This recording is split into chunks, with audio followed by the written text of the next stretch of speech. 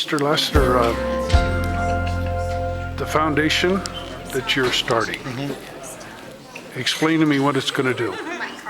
What's going to do? Yeah, It's going to help stop bullying. It's an anti-bully campaign that we're doing, okay, where kids will feel safe to call someplace, and we'll follow up on that, make sure the administration is doing their job, and make sure that the kid is safe. There's 5 parts to the program, and that's what we're trying to do. We're trying to attack the program. We're trying to attack bullying. right. That's exactly what we're trying to do. Are you raising funds for Yes, this? we're asking for funds now. And Okay, we have donations coming in as we speak now.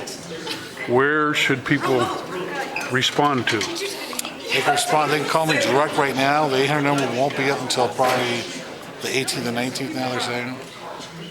But they can call me directly at my phone, which is 818-772-5876. Okay, And we can tell them where to drop out the funds. sure. And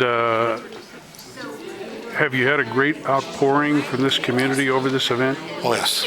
Tremendous. And even outside the community. I was on the Bill Hanlon show on Monday, and we got 16 phone calls. Is that so? Yeah. And we just did a small little blurb. I mean, it was like 15 minutes of that. Yeah. So this problem is a rapid problem, Uh-huh. a huge problem. Yeah, well, it was a shock to everyone here, and it's one of those things where you just feel at a loss after it happens. Yeah. You don't know why. That's the problem. Yeah. You don't know why. Yeah. And that's the real sad. Well, again, sincere condolences and best of luck in this new. Thank you.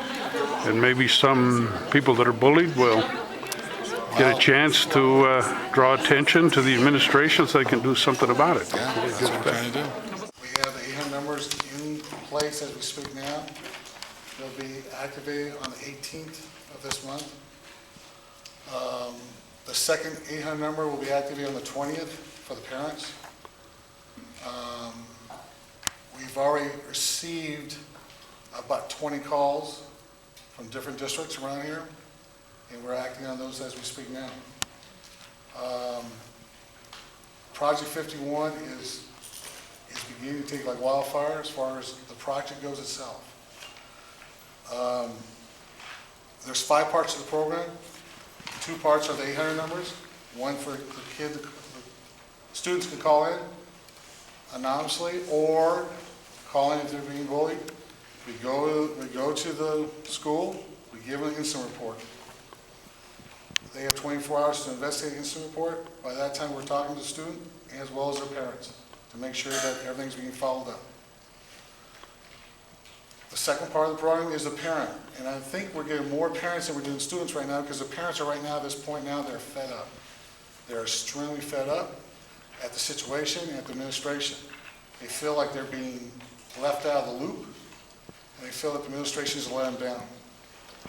And I've talked to the chief ladies there, and I've probably got a good 25 letters from this district of parents just gave up. They take their kids out of school, they're done. And they're just fed up because they can't do anything. They feel the kids get bullied, they're pulling the kids out, the kids are sitting in front of a computer in a low room. That's wrong. The third part of the program is prevention. I understand you guys got a share program coming on, which is a good start. 51 also has a few other things that we're getting on board right now. As far as we've just brought on a psychologist that's been working with bullying for the last 5 years. She has a program that's very well done. We're reviewing that program as we speak now.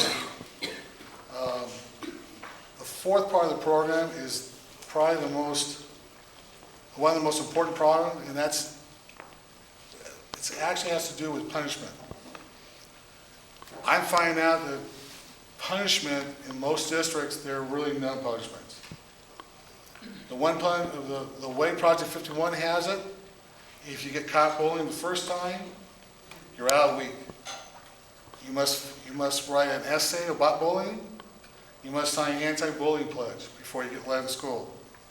The second part of this, if you got You caught the second time, you're 2 weeks out, must sign to get back into school, you must sign an anti-pledge, 10-page essay about bullying, you must attend at least one bullying class, which 51 will have, or there's other pieces, other organization that has it, and you must be part of the mentor program. We're not going to tolerate this anymore. The mentor program is probably one of the better programs that we came up with. The mentor program is basically we take a senior or we take somebody in the middle school and upper levels, we team them up with a kid that's being bullied. If a kid's being bullied, he has another opportunity to go someplace. Like he can go to the mentor and say, look, I'm being bullied. What can I do? They can go to the administrator or they can go Project 51. And the Project 51 will get involved with administrators. But the mentor program is probably the most solid part of the program because that allows kids to regulate what they're doing. And I think that's what we need to put in place. Now, I did talk to the two young ladies here that I would like to see the 800 number be in every classroom in the Acton area. The 800 posted in their classroom so that if they need to call somebody, students being bullied, at least they know where to go. Care a great deal for friends and others in his school. Due to a breakup of a relationship with a young lady, Mike ended up taking his life.